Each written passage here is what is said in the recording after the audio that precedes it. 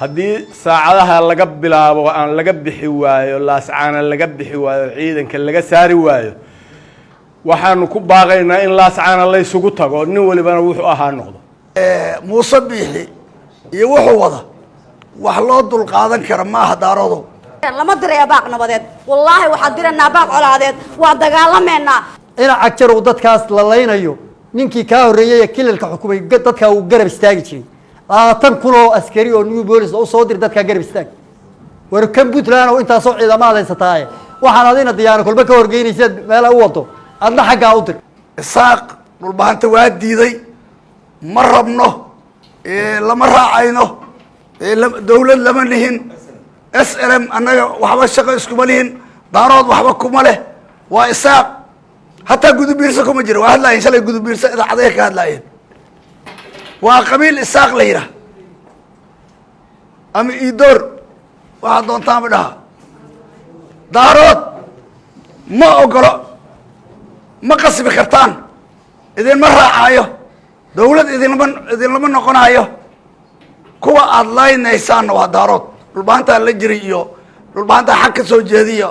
waxa waa laga tagayaa isaaq iyo daarood baa isla eg daarood bay noqonaysaa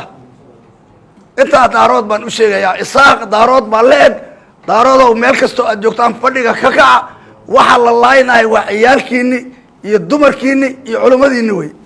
daarood wuxuu ku hareeraysan yahay laascaano xabadna ma uu rabin laakiin xabad baa ka riday anu odayaashu meeshay marayaan mari maymaan ninka la yaa Muuse Handaraab iyo ciyaalkiisa uu meesha keenay rabbi baan ku dhaartay itiraafkuna wuxuu ku jiraa gacanta daarood meel kasta oo joogay gacanta Soomaaliya haddaan maanta loo gurmar dadkaas oo aan meel looga soo harin inaan waxba hagaagin aniga waxaan ku baaqayaa dagaal in lala galo nimanka isaaqa foolxumo ayda aynu isugu nimisaaka xanuunka ka jira laascaana ka jira ilaahay idankiisna waa ka gungaaraynaa wax fiican buuna ku dhamaanay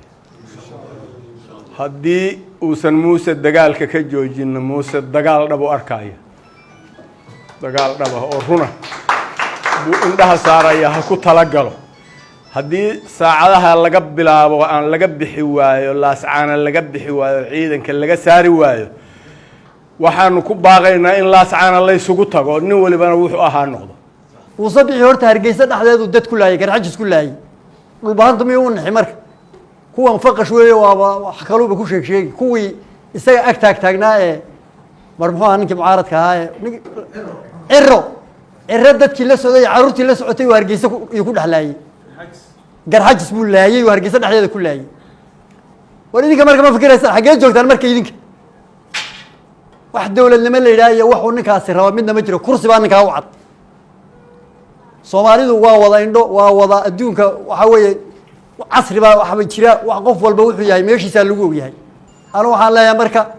dadka reer Puntland iyo dadka daaroodka iyo dadka kilalka jooga iyo dadka meel kasta jooga ee beesha daarood u dhashayow dadka maxasta ee caruurta iyo dadka la leynaya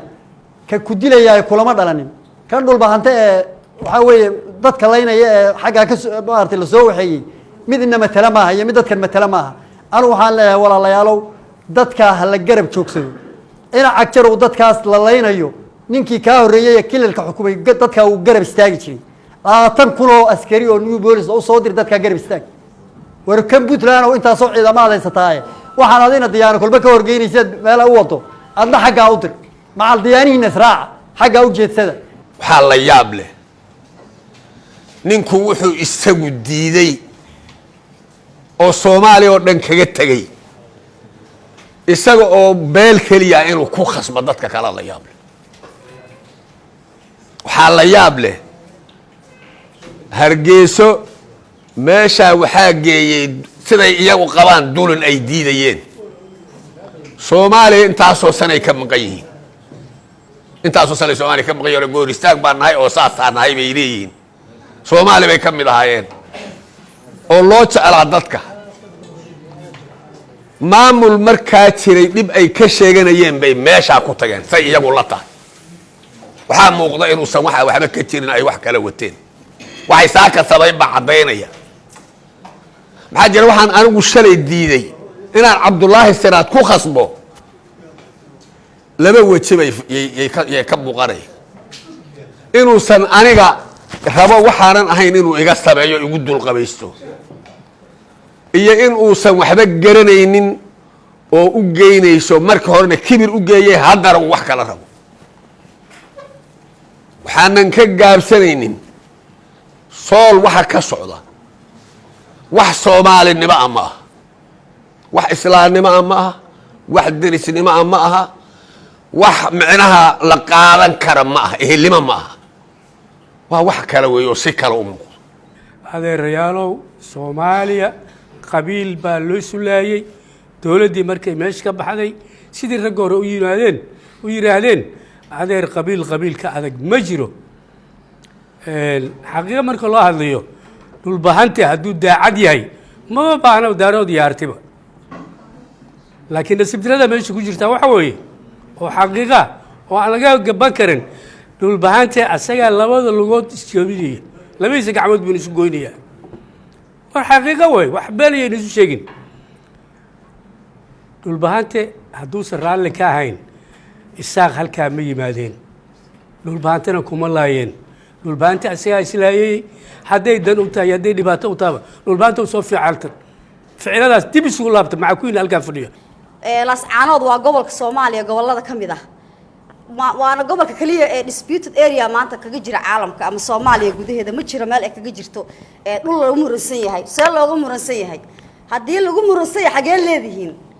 ma leedihiin dhulkan aad leedihiin aad sawirada ku soo galaysaan waxaa la hadlayaa si qaasa dhalinyarada dhulbahante ama Jubbaland jooga ama laan kala jooga ama Hargeysa Burco fadhiya ama Buuhoodle miiga fadhiya hatta kuwa miiga fadhiya oo baadiyaha jooga way awoodaan qoryo wada haystaan war maalin walba laba jifo dhulbahanta is dagaala markaas hub loo kala keenaa way danta guud aan loogu gurmanay waan ognaa annaga waxa jiro dhan laba jifaad ee maanta is dagaasho hubkii lagu dagaalamayay oo labada jifo loogu kala hiilinayay xagee aadi war karshaale ragii xoreystay aaway may galaan dagaalka war waa gumownay shan habeen maana seexan anaga maalin walba weer casana xirano wax badan oo ku jirta male war dhalinyaro ay kaca anu dhalinyaro la hadlaya waa dhidhiyeena ku kismaa jooga dhaqaaqaya kuwa Kenya jooga oo dhaqaaqa dhulbahantow dhalinyaro way waxa wadanka leh oday calooshiisa u shaqaystay isaga leh calooshiisa iyo danihiisa iyo siyaasiyiinta anaga nooma ahan waxa kala dhulbahanta la hadlaya hadana markii hadda dagaal dhaco oo lagu dilo nin dhulbahanta ina cambaasho kala dilo jaacsiyada soo safanaya no hala dilo aabahay haduu dhalay wallahi dhulbahanta inuu ka hada qodobka hala saxiixo nin allaale ninkii cadow la socdo war 10 sano waxaan leeyahay dhulbahanta waan la gumeystaa war waa hadli la'anahay war waan kaftami la'anahay war waan buuxnaa marka dhalinyaro dhulbahantow sida la isku dhaamo lama diray baaq nabadeed wallahi waxa diranaa baaq colaadeed waa dagaalameena ninka noo hiilinayo